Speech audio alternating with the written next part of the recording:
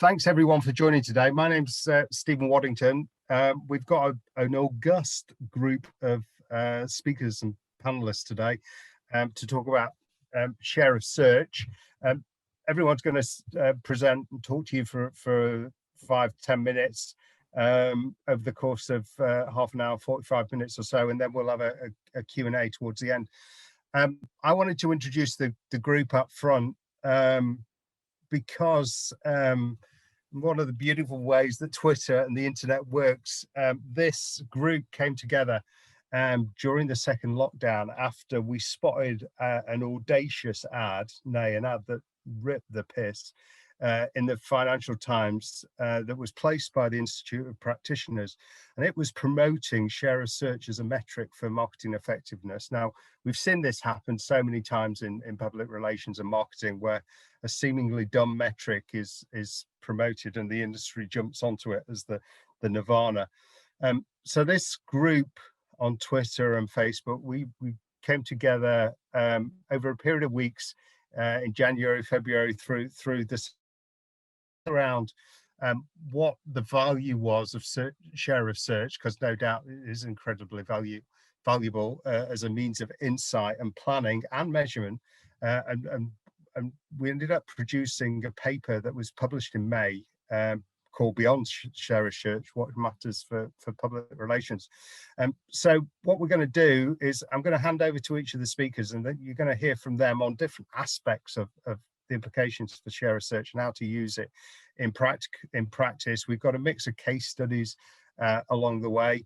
First up, you're going to hear from Judd at Clarity PR on how to use share of search. Then you're going to hear from Stella Bayles around to the public on search listening. You're going to hear from Leigh at PR Agency One on brand awareness and then search.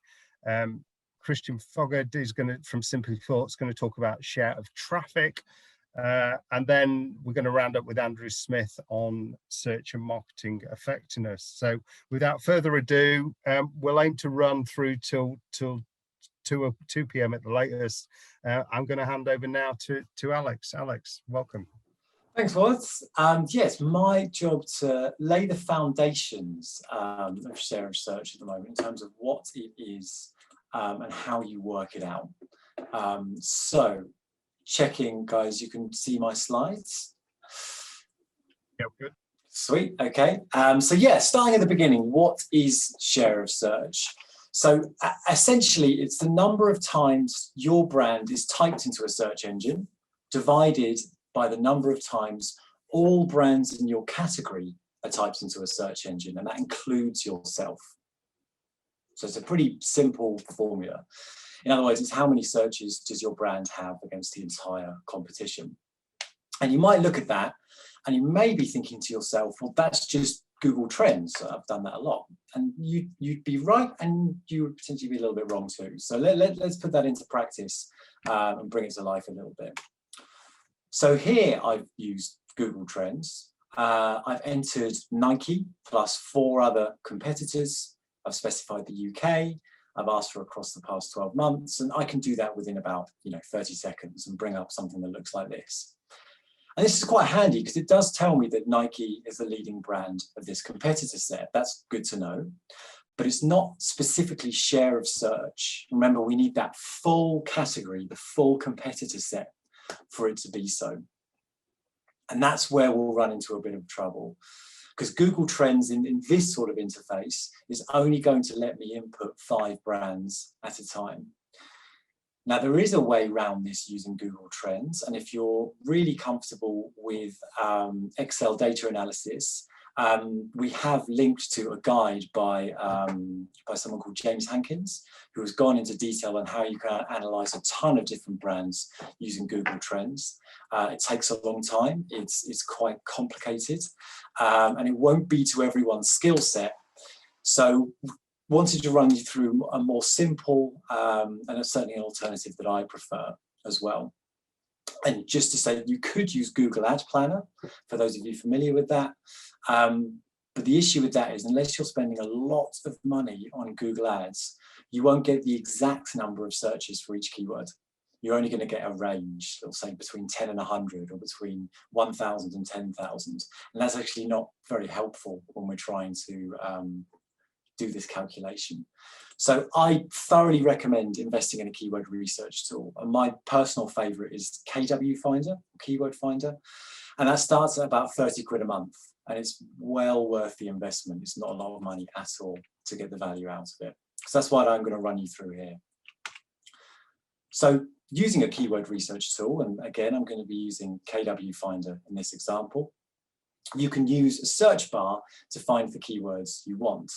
So if I type in Nike in that top search bar there, I specify it to the UK, and you can see underneath it's chucking out a ton of different keywords that are relevant to my search at the beginning. And actually, if you see right down there in the bottom left, you can see it's got 700 different options. And some of them will be relevant to Nike, some of them will be relevant to their products, and some of them will actually just be related to competitors as well. And a tool like this is just going to spit loads of ideas back out at me, and it's up to me to sift through and decide which are relevant to what I'm doing. Now, don't have to go into loads of detail about keyword research here. In this instance, it's actually pretty simple. We just want the most popular way that brand is searched for.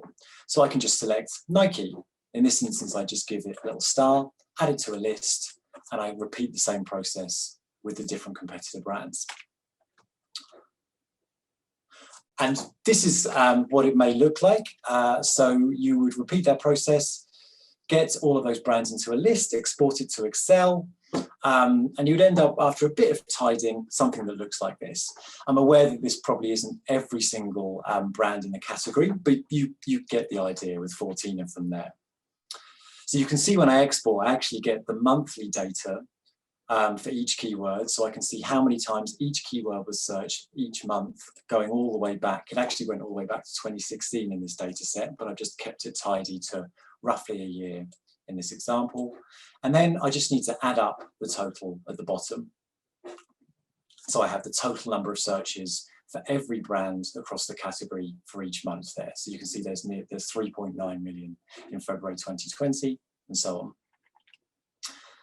Once I've done that, I create a table underneath without any of the search data. So I just have the brand names as my rows and the months as my columns.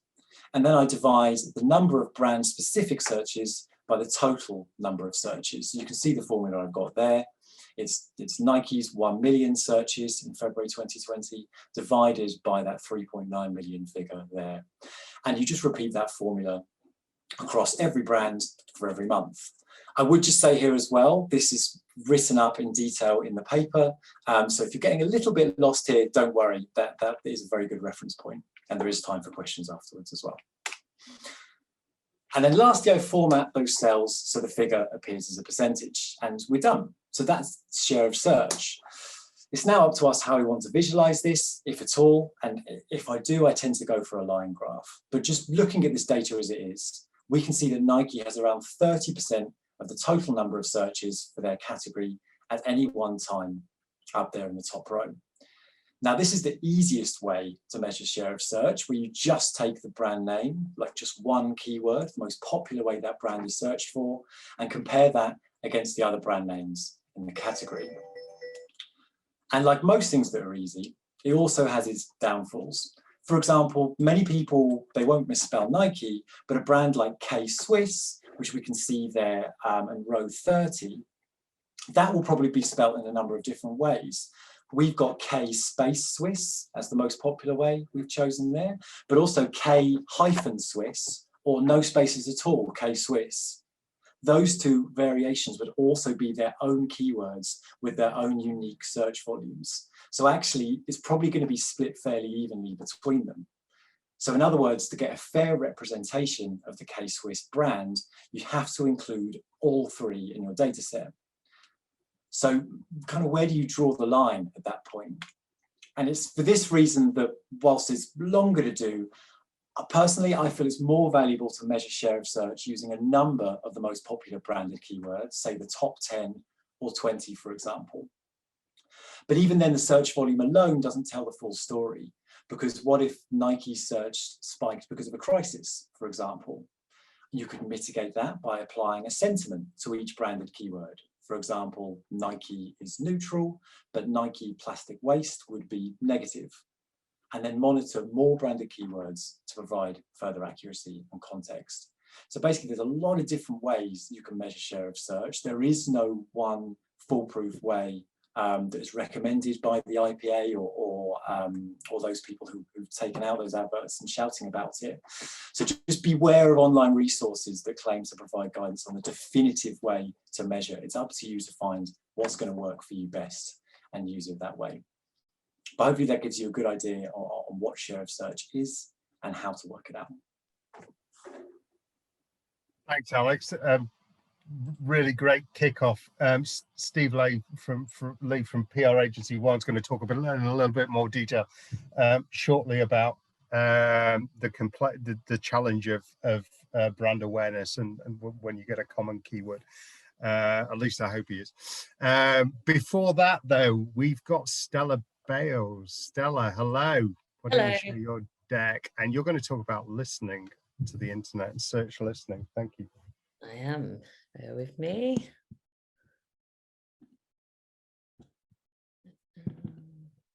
Can you see my slides? Yeah, we're good. Great. Hello, everyone. So, yeah, as was said, I am Stella, and I work for a couple of tools. The one that's most relevant today is AnswerThePublic. I also work at Coverage Book as well, but previous to PR Tech, I was in what is now called digital PR, but I like to call it SEO PR, which describes it a lot better. So I love search and PR. So it's great that we're talking about search data today. So it's great explanation from Alex just there. And at the end, he talked about how, you know, what does just a brand search tell us when we're thinking about earned media? And sometimes it's useful for us if we're trying to get insight on our audience to layer in sentiment and therefore other keywords. So what I'm going to quickly run you through right now is how to use a couple of different tools, free tools as well, how you can really sort of just dig into the insight of our audience and what we might be doing as PR people, and then how to see that kind of engagement and what we might have made our audience do from some of our PR. So I've got a big picture here of a rapper that some of you might recognize. I didn't actually know who he was until this big story broke, but it's Lil Nas X. I do know the trainers there that he's holding because they're my favorite style of Nike trainers, 97s. And I'm just going to talk you through something that happened in March, which shows us a bit of an example of how this big story sort of happened and how it affected Nike, the audience, and what it meant in terms of brand awareness for the rapper, but also monitoring or spotting a crisis for Nike, and then monitoring the reputation. So this is, so we've already mentioned Google Trends, brilliant free tool.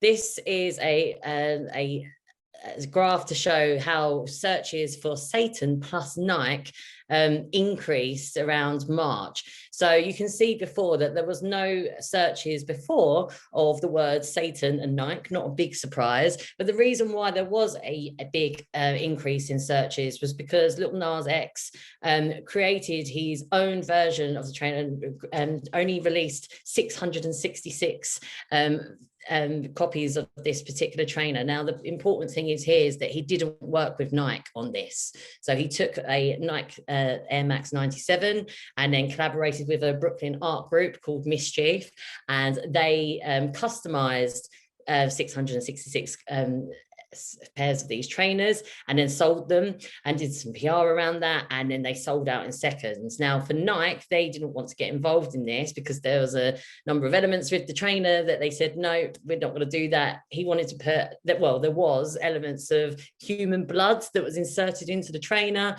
and it wasn't an official collaboration, but it did go quite big, this story, and so people started to search to see how they could get hold of the trainers and to look out for it.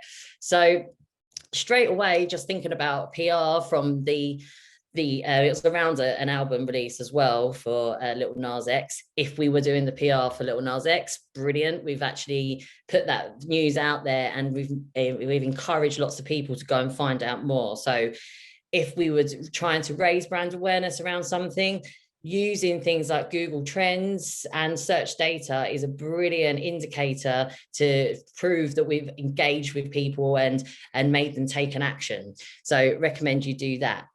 As I mentioned, this wasn't something that Nike wanted to increase the awareness of. So we're just going to sort of like keep looking at that as an example. So the next thing you can see here is Google Suggest. So this is something that you probably notice every single day. And it is the suggestions box when you go to Google, and you have that whether you use the Google app on your phone or on a browser. And those 10 suggestions below are based on the most popular searches around the term that you are putting in at that moment. So whether you've even noticed that at all before, it's not just useful, it's an amazing little set of insight. And because it changes based on what is going on right now. So you can see here that Little Nas X, he is totally related to these shoes now, of people searching for that. But if we look at the searches for Nike before and after the story, you can see that people just searching for brand name Nike. And this is what Alex was talking about, the associated terms around a brand search. Very sort of normal terms you can imagine, Air Max, tracksuit shoes. And then there was the Satan shoes just straight after. So if you're working on behalf of a brand, it's good to just be aware of how people are searching for you.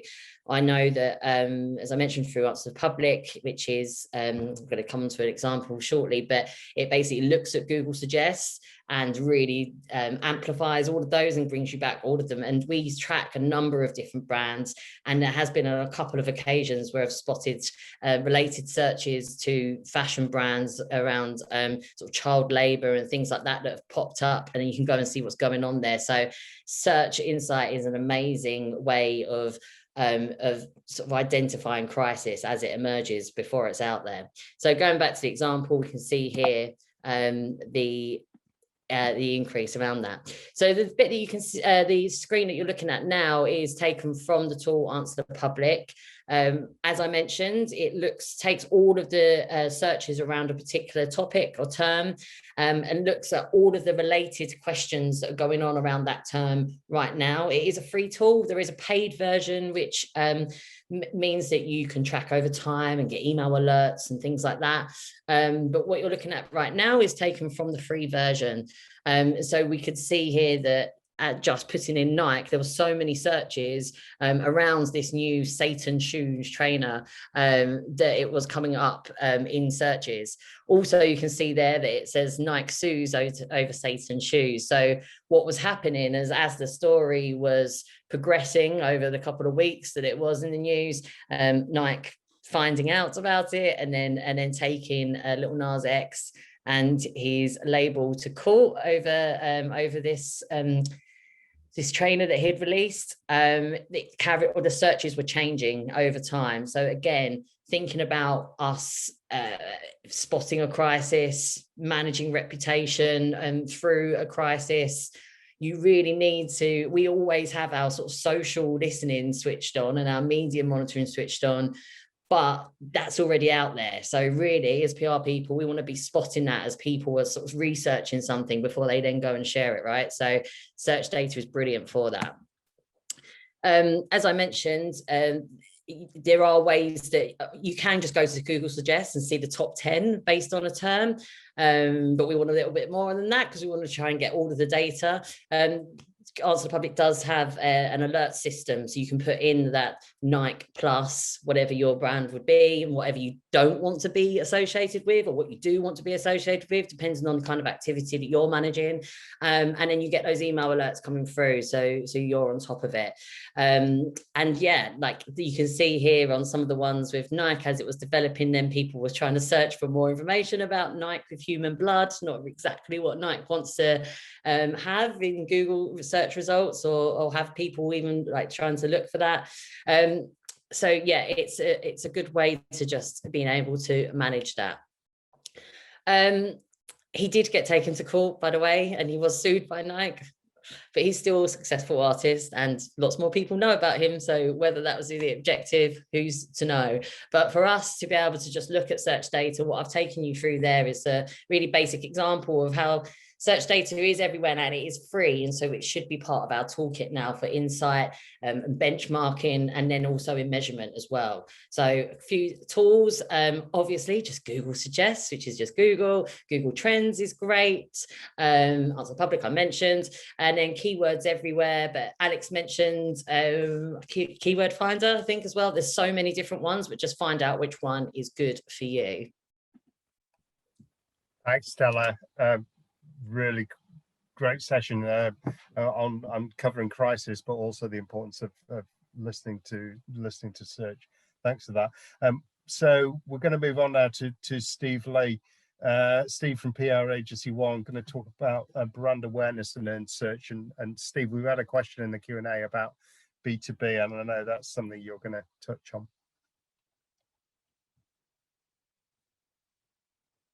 Steve, I think you're on mute. Sorry, I was trying to find the button after I turned my screen share on. There we go. It's only been 18 months of lockdown. I think I'd have figured it out by now, wouldn't you? Yeah, thanks very much, everyone. Just to introduce myself, I'm Steve Leigh. I'm a director of PR Agency One. I'm also director of a company called Reputation Consultancy. And in 2010, I set up those businesses along with my colleagues, specifically to pursue this kind of evidence for PR. So it felt like digital was overwhelming PR at the time in terms of, would PR be necessary? Would traditional news still exist? And so on. But amongst the fear mongering, there was also this opportunity in terms of this amount of digital evidence also allows us to listen in to how our audiences are behaving, and also how they're talking and what they're being influenced by in a way that we never have been able to before. So share of search, which the guys have talked through in search data, is obviously a really important part of that. It's really interesting. From a PR practitioner's point of view, though, it can sometimes be a bit too much of a blunt tool. By its own definition, share of search requires reasonably large volumes of people to actively be searching for a brand.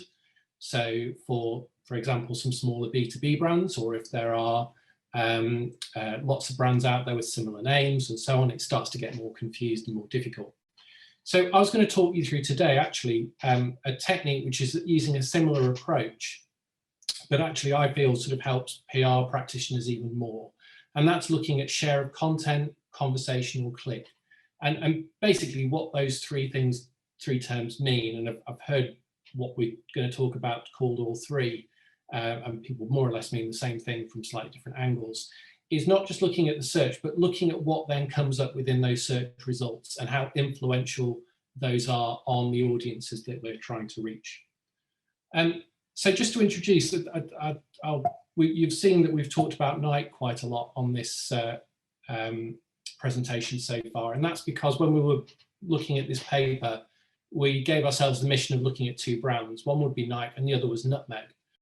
Now, the reason we chose Nutmeg, which if you don't know is a financial planning tool, financial planning app and website, is that we wanted to look at something where there would be difficulty around the search term itself and other things going on. So let's take share of search in its bluntest form. And presumably, if we're presenting to a client, what we're wanting to show is that share of search marginally increasing or increasing over time. And what kind of things might cause that increase? Well, a successful PR campaign over time, if you're getting your messaging out there, if you're building awareness, you should start to see the volume of search around a brand, and hopefully therefore its share of search start to gradually increase.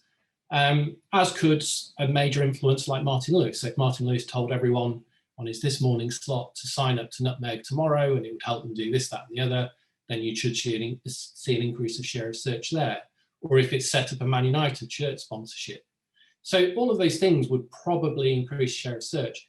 The concern for me as a PR practitioner is I'd want to be able to prove which activity was contributing what to the brand, because I want to claim, or not want to claim, I want to show the element of the budget I'm responsible for and the impact that's had.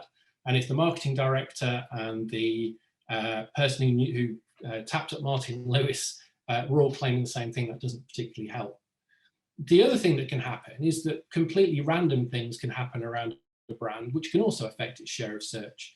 So if the Nutmeg CEO decided to dress as a chicken and invade the pitch at Wembley during Euro 2020 final, I'm pretty sure the next morning Nutmeg's share of search would go up. If Marcus Rashford wins the Qatar World Cup by nutmegging the Italian goalkeeper, the search for nutmegs is going to go up. If it's 2 weeks before Christmas and people are looking for recipes, the share of search for nutmeg is probably going to go up. So while share of search is really useful and a really powerful tool, as we've seen, it lacks some nuance and it can be a slightly blunt tool for PRs. So what's the difference between share of search and SOC, as I'm going to call it? So share of search is about what audiences are doing. So are people actively going onto search engines and typing in specific words? And as you've seen, you can look around those words and you can look at the context of them a little bit as well. It doesn't show you anything about why they're doing it, unless there's a very specific intent within that search term. So crisis or scandal or whatever it might be. What SOC is helping us to see is what audiences see when they're looking at a specific search term, or equally what they're saying if we're looking at forums or looking at social or Reddit or other things like that.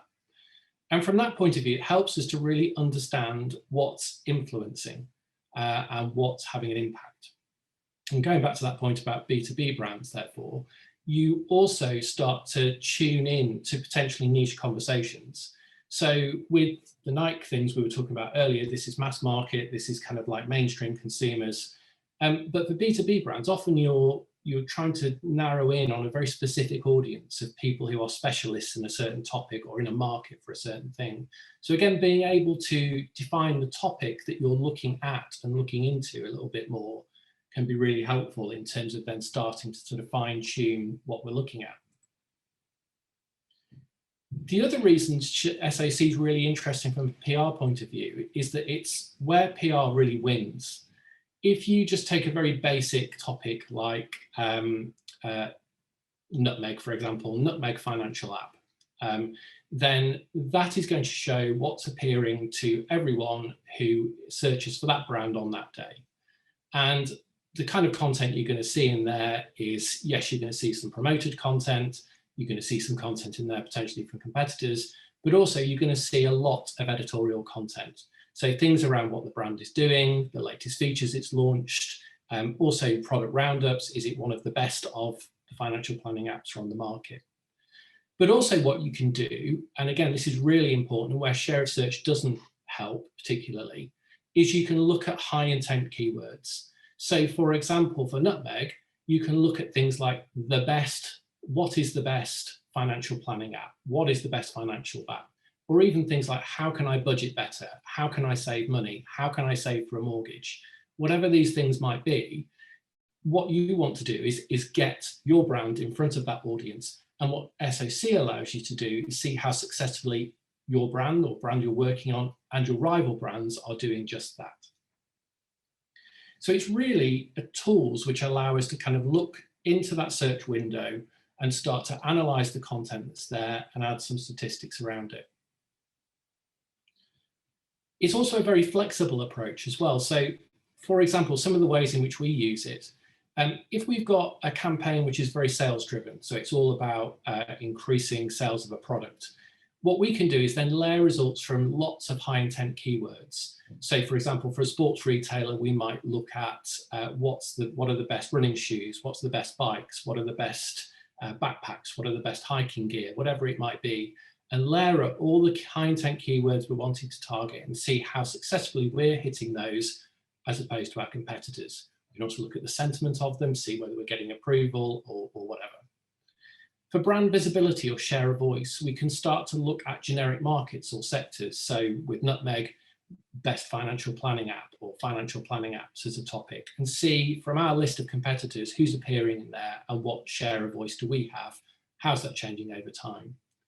With brand association, we can start to look at brand zone search, or we can look how it appears within to certain audiences. And we can start to look at what it's appearing in association with. So which products and services are most associated with that brand. Even emotion or sentiment. So using those specialist dictionaries to look at whether people are associating those products positively or negatively, or whether there are any major risk themes there as well. Also, because we're looking at that window and we're looking at who's gaining the best position within that window, we can start to see who's having influence. So which channels are having most impact? So for Nutmeg, for example, which of the many media that they could go at, whether it's personal finance, national, lifestyle, whatever, are most regularly featured within those high intense keywords. Equally, for B2B or for risk themes as well, we might want to look at other influencers. So our Greenpeace or whatever having a major impact. And with all of those things, however we position it, however we label it up, we can also look at change over time. So again, with SAC, we can actually look backwards in time. We can use it as a time machine to go and look at what was the top content a year ago or 2 years ago. And we can then track those changes over time to see whether there's an increase in some of these things. So an increase in risk themes, a decrease in sentiment, whatever it might be. So there's a lot of things you can do with this topic. It's not as easy to access perhaps as some of the things we've talked about before. In the downloadable document that the guys have been mentioning, there are a couple of sources, one which has been on the market for a number of years now, which I have some involvement with, and another one which is going to launch soon. They're just in the final stages of development on it, which I don't have any involvement with, but it looks really exciting, that you can access. And there might be other things out there as well. Those are the ones that I'm most familiar with. But again, a different way to use this kind of approach in a way that I think really helps with PR. Thanks very much, Steve. I really like the content-led, well, the editorial-led approach, you know, relationship basis of that style of planning and campaign delivery. We're now going to jump on and go a layer further down the funnel and start to talk about attribution from share of search, in fact, share of traffic. And I'm joined by Kristian Foggett from Simply Thought. Kristian, hello, thanks for joining us. Thank you very much. And let me jump straight into it. Thank you very much, Steve. So, hoping that everyone can see my screen and the right one. You're in presenter mode. Perfect. I'm back in the non-presenter. Perfect. You won't see my secret notes. You have to listen carefully. All right, thank you. So, as Steve said, I'll be talking a bit about share of traffic, kind of how do we go down one layer in the funnel when we think about the actions that people take. So what exactly do I mean by share of traffic? It's kind of what it says on the tin. It's about going a layer down the intention funnel. So measuring not just those who search for your brand, but looking at those who take a step beyond and actually visit your website or your campaign properties. And the kind of way of working that out and the formula for it is very similar to the share of search formula that Alex walked us through at the start in the intro. I won't try to mimic his excellent Excel and charts with it, but suffice it to say that it is simply taking your complete website traffic and dividing it by the combined website traffic of your competitors, and then calculating that as a percentage. And this kind of data is usually what you can get from other web analytics tools like SimilarWeb. So what you actually want to be doing is looking across the different platforms or the sites that you have access to. So your website versus your competitors' websites, using a third-party tool to measure how much traffic is coming in and also potentially the different sources. And one thing is measuring the share of traffic as a kind of overall metric. How much traffic is your website seeing versus your competitors? But if we want to talk about specifically attribution towards search and connecting it with share of search and also our PR efforts, then we can start focusing on the specific sources of share of traffic. And that's the breakdown that you see on the right-hand side, which is data from SimilarWeb. And you can see how it breaks it down by different searches. And one of those is, of course, organic search. So let's have a think about how share of traffic can be used as an extension of share of search, and to add more nuance and kind of evaluation further down the funnel. So when we focus on organic search, then we can actually swap out the formula in the previous slide for simply, instead of total traffic volumes, to organic search traffic volume. So calculating what is that percentage, the 36%, what is that as a total figure of your traffic, and comparing those numbers across you and your competitors.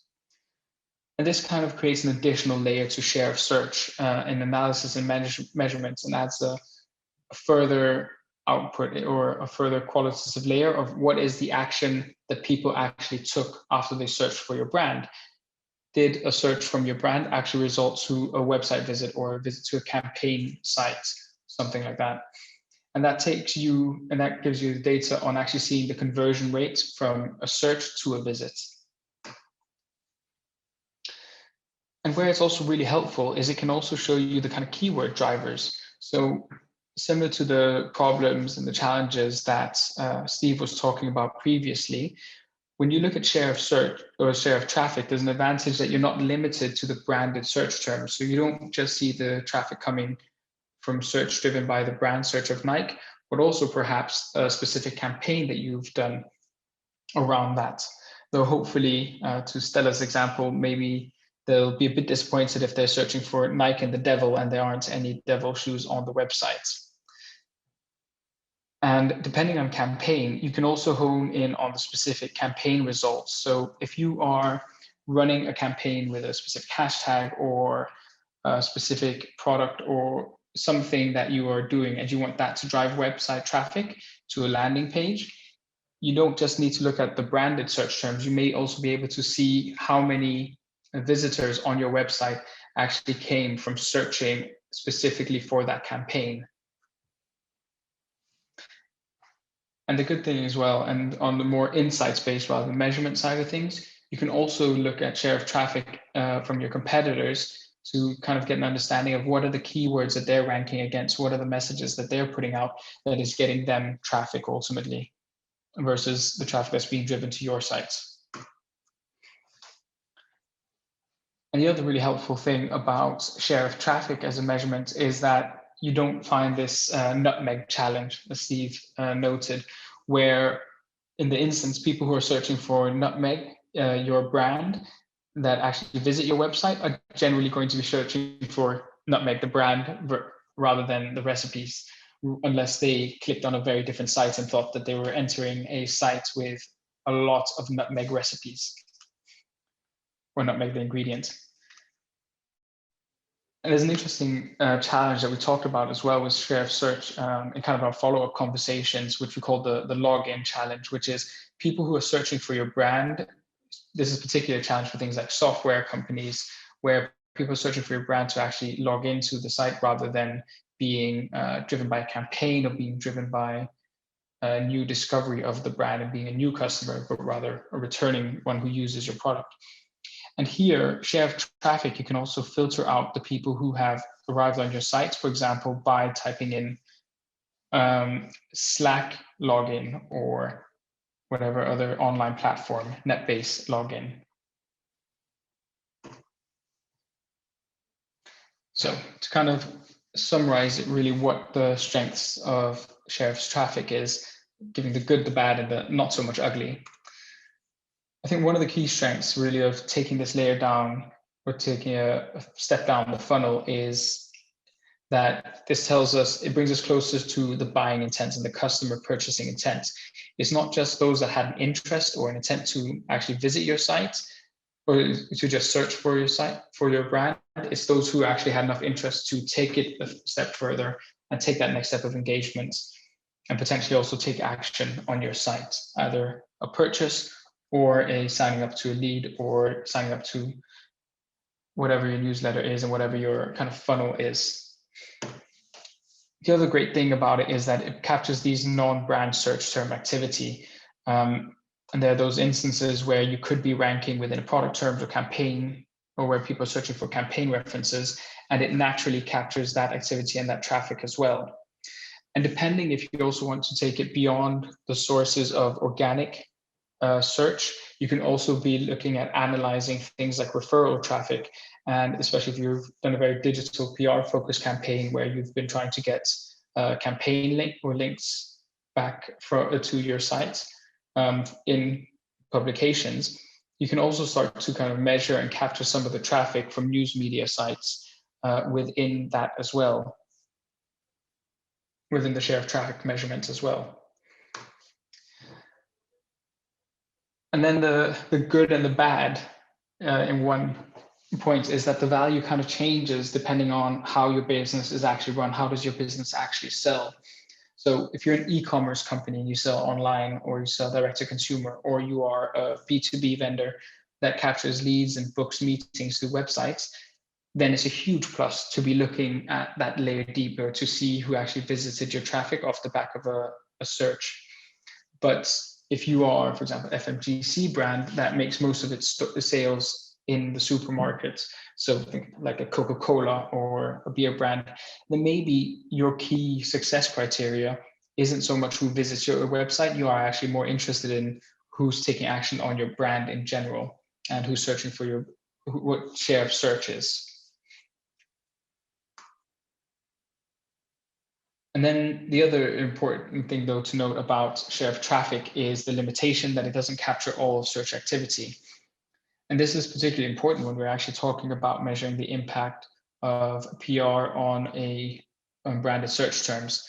And kind of while you can sometimes capture the traffic that a PR with lots of backlinks campaign may drive to the website, you equally won't necessarily, if you look at only share of traffic, you won't necessarily capture all the activity of people searching for your brand and clicking in on the news story and news media, but then not taking action on your websites, but kind of building that brand awareness. In conclusion, I think that share of traffic is one of those metrics that can be really powerful on its own, but it becomes extra powerful when you pair it with share of search and add that secondary layer to it and see the actions being taken by audiences after the search as well. Thanks, Kristian. Thank you. So we're learning that as a means of marketing effectiveness, share of search lacks nuance, but can be used as an incredibly powerful tool. We're going to wrap up with Andrew Smith, who's going to talk about exactly this topic, search and marketing effectiveness. I'd encourage anybody that's got questions to jump into the chat. We'll get all the panelists back on the screen after Andrew's session for a quick Q&A and wrap up. But here we go. Andrew, over to you. Thank you. Great to be here, everybody. Andrew Bruce Smith, 36 years working in PR and comms, old digital native, and an interest, if not an obsession, with PR, marketing measurement and effectiveness. Conscious of time, so I'm going to try and keep this as focused as possible. First of all, a bit of a history lesson. Share of search, it's a concept associated with Les Binet, who's also known for co-authoring along with Peter Field back in 2010, a groundbreaking study, the long and the short of it, into marketing effectiveness.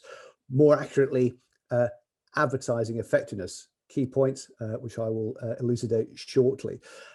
But the long and the short of it was that they studied a huge number of campaigns over many, many decades and drew the conclusion that organizations that invested more in so-called brand building and awareness marketing and comms activity versus so-called direct performance activation activity were more likely to kind of outperform their peers, outperform on pretty much any metric you care to choose. It's interesting, this was published in 2010, and you would have thought this should be music to the ears of the PR industry. It's essentially saying companies should invest more in awareness raising. Gosh, what are still today one of the key things that PR practitioners are expected to do is to help organizations to raise awareness and visibility. But I guess related to that, and this is from a far more recent study from LinkedIn, and actually looking at the world of B2B, the concept of return on investment and effectiveness and ROI are kind of very much interrelated topics. So to give you the TLDR version of the LinkedIn study, they interviewed thousands of marketing execs, comms people, etc., asking them various questions around ROI. Question number one, are you expected to report on ROI? What a surprise. Overwhelmingly, people said, yes, we are. I think 85% of people said that they're expected to report on that. Secondly, the question was, how quickly are you expected to deliver a return, an ROI? Again, overwhelmingly people said within a month. You do something and you're expected to prove or demonstrate a return within 1 month. The third question then asked, but what's the typical sales cycle? Because you couldn't really calculate a true return once, for example, a sale's been made. The low end was 6 months. The high end was about 2.5 years. So the conclusion was, of course, ROI is important, but people are expecting us to demonstrate and prove and demonstrate ROI far too quickly. And this relates to the findings of Binet and Field, namely that, yes, brand awareness is vitally important. Yes, you should invest more in it, but don't expect to get immediate, as it were, activation and results from it straight away. It's a cumulative effect, which I think is a really important point. So often I think the accusation is made that, well, PR might be raising awareness, but it doesn't do anything. It doesn't move the needle. We got all this amazing coverage, but sales don't immediately spike overnight. I'm not saying it can't happen, but often it doesn't. And therefore the assumption is, well, it's not really working. Whereas look at all these other channels, we do stuff and we get a result. Isn't that great? We're seeing more and more examples of organizations waking up to the fact that if you put 100% of your activity into so-called activation channels, you don't get an optimal return on investment. So this then boils down to this idea of attribution, the notion that it takes a number of activities over a period of time to generate the outcomes that you're looking for. The idea that you do something, whether it's PR or advertising, direct marketing, whatever, and that single channel, that single activity generates the result, almost invariably never happens, or it might appear to, but in reality it doesn't. In the digital marketing world, this is the concept of so-called last click attribution. The channel or activity immediately prior to the outcome being generated gets all the credit. The analogy I've always used is, imagine again football, professional football, and it's only goal scorers that get paid. They would never have scored the goal without the assistance of others. And that's very often where PR sits. It's an indirect contribution. It does generate value. The challenge historically has been, how do we demonstrate and prove that? Well, attribution modeling, it's not exactly new. It's been around for a very, very long time. Again, historically, the challenge has been, how do we set things up to allow us to see these things? So attribution modeling, definitely on the rise, more and more people are doing it. But as I stress in the PRCA paper, what tends to happen, of course, is that those attribution models are generally being built by marketing departments, and they tend to focus very much on paid channels, and earned media and PR basically either gets forgotten about, gets ignored, or it's viewed as it's too difficult to incorporate it into the model. Let's just leave it out. But of course, that paints a very, very distorted picture of what is really occurring. So I think what's interesting is that, of course, as Stephen said at the start of the session, Les Binet has returned again. He's very much behind this whole idea of using share of search as a proxy for brand awareness, or indeed as a predictive metric of market share. Now, let's be clear, I think share of search is an excellent metric. It does have value, but I am concerned, as we all are, about seeing it as some kind of silver bullet, that this is the kind of the magic metric, the golden metric, the one that's going to answer all those issues, particularly if share of search is being used in attribution modeling and other kind of analyses, and earned media and PR are being left out of it, because that's obviously painting a very distorted picture. So it is interesting to my mind that when you get somebody like Avinash Kaushik, and if you've never heard of Avinash Kaushik, he is, I think it's fair to say, he is definitely one of the world's most acknowledged experts on digital marketing analytics. He's kind of literally written the book on it. Web Analytics 2.0. I still think even today is the best-selling book ever around the whole topic. So he's very respected. This quote came from a blog post, and there's the URL for it, which he wrote literally a couple of weeks ago. And you can read it for yourself, but I'm going to read it anyway. He's saying if you're doing any kind of attribution analysis, watch out for paid marketeers who say they do that, but only count paid media channels. Work to help them and your senior leaders to understand that this inflates paid marketing's value well beyond what it's deserved. I find that absolutely fantastic. He's essentially saying, look, if you're leaving kind of PR and earned media out of that attribution model and that equation, you're clearly not getting a kind of a true picture. So when somebody like that's prepared to stand up and say that, that's fantastic. And then this just in, which I think adds a little bit of sort of frisson to it. This actually came out a couple of weeks ago. It was in Australia. Basically, Les Binnett's colleague Peter Field, who he co-wrote the long and the short of it paper with 10 years ago, has just published this with somebody else called Rob Britton. It's called Excess Share of Voice and Beyond. The key point I want to highlight is this from this report. Peter Field is basically saying that he thinks that the shift by brands to embrace share of search as a proxy for the share of a brand's advertising voice is misguided. So I wouldn't wish to speculate, but that might explain why Les Binnett and Peter Field haven't co-authored a paper together in recent times. But to sum all this up, there's a number of things going on here. First of all, I think even some of the ad industry's kind of most respected commentators on this are beginning, or experts around measurements and effectiveness, are questioning share of search as a silver bullet. It has a role, it has a value, but we need to kind of make sure it's properly in context. There's a greater understanding that if we are going to use concepts like attribution analysis and attribution modeling, it has to include PR, and it should provide a kind of a great opportunity, therefore, for PR to demonstrate the contribution it actually makes. It's more likely to be an indirect contribution rather than direct. That does not mean it has no value. But it's also got implications for things like reach. And again, another name to look out for, Karen Nelson Field has been doing lots of great work around media research, reach quality. So I just want to give you a couple of things. We should be focusing more on things like quality reach rather than reach, and we should be paying more attention to the concept of attention. To sum all this up, Karen Nelson Field's argument is that there's a definite spectrum of attention based on platform. TV is a high attention platform, social media is a low attention platform. If we solely rely upon kind of basic reach metrics, we're doing ourselves a disservice, and we're not getting a kind of true picture of what really is occurring, where true value is being created, where real impact is actually occurring. So I could argue what a time to be alive, because after all these years, there are opportunities certainly for the PR sector, the PR industry, to kind of properly utilize some of these techniques to kind of properly determine what true value and impact it is creating. Thanks, Andrew. Andrew, do you want to shut down your... I will. Yeah. I'll stop sharing. That's great. Thanks.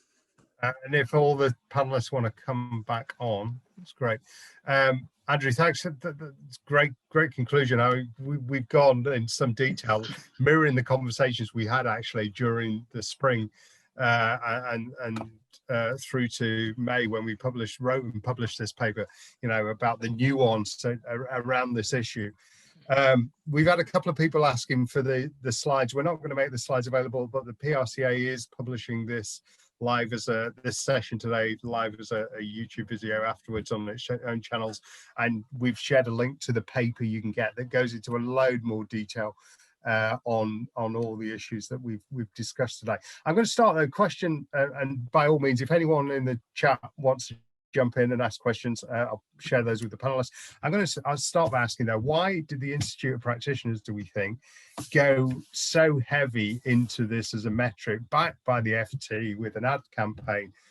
It's just a dumb, you said it yourself, it's a dumb proxy.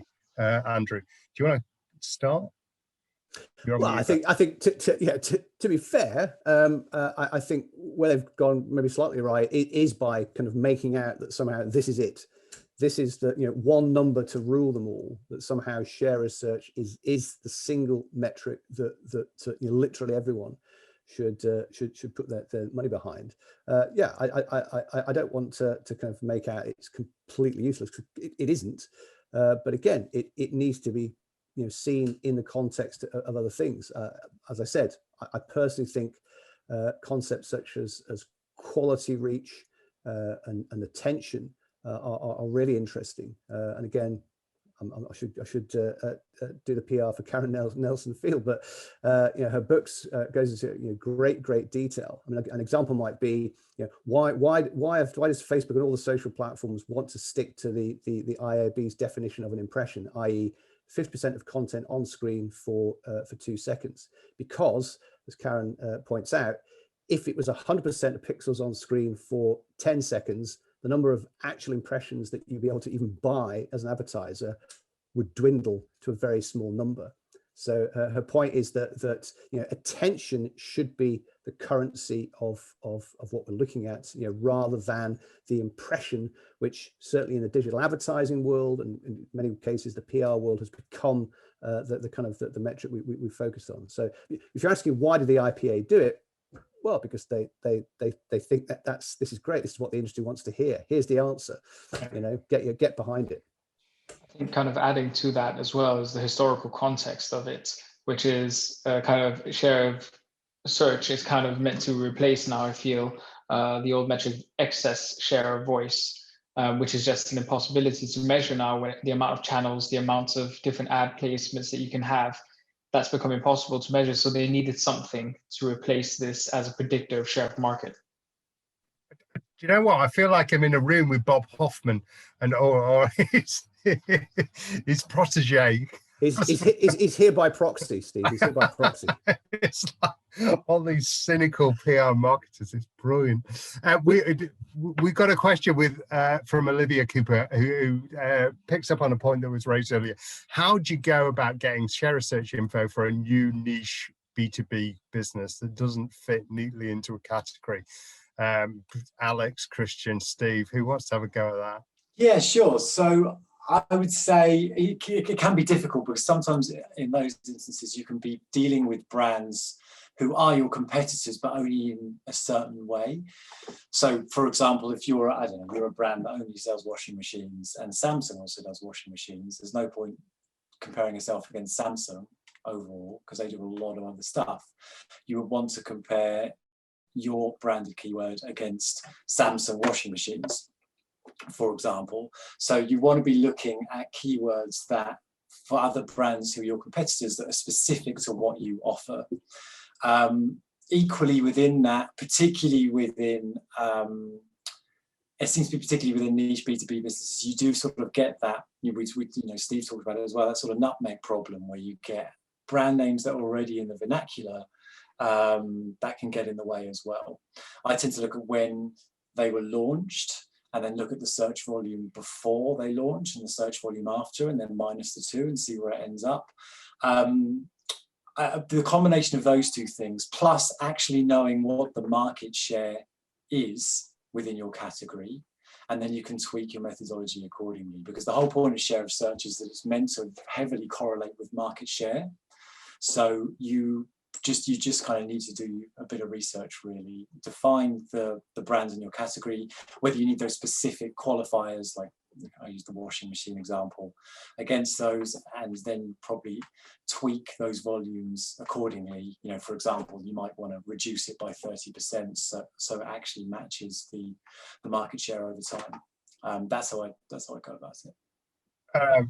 Thank you. Related question from Claire Simpson at Hard Numbers about brands with low search volumes, that don't yet rank for keywords. Are there any tools in addition to, Steve, you showed Visibly, didn't you, that are useful in the B2B space? Yeah, exactly. And the similar to the question before, my answer would be don't start with share of search necessarily. Alex and the rest of them might disagree, but start with share of content, for example, or even kind of like traffic analysis.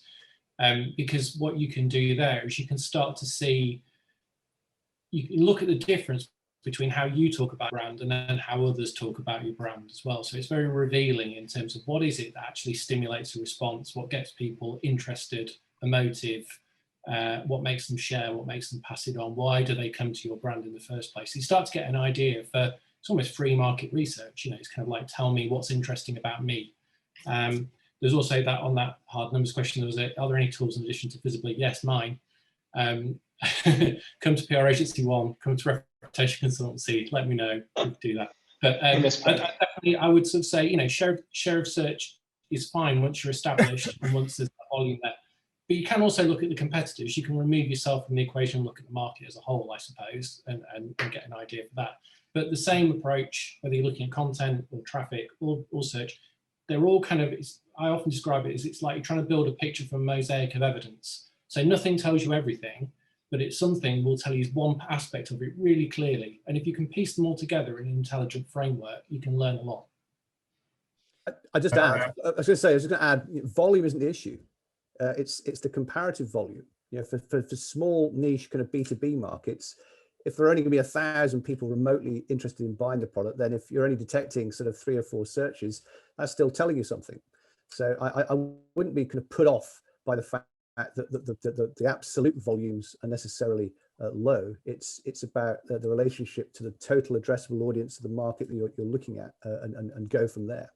Yeah, I agree. Actually, it's like looking at Google Trends is perfect because you'll see a spike when if you are a brand new organization, brand or brand plus a campaign that is new and no searches wouldn't have appeared before. It's the same as in the example that I talked through, like Nike plus Satan shoes had never been put together before because that product had never been seen before. I think 15% of the 3.5 billion searches that there are every day are brand new.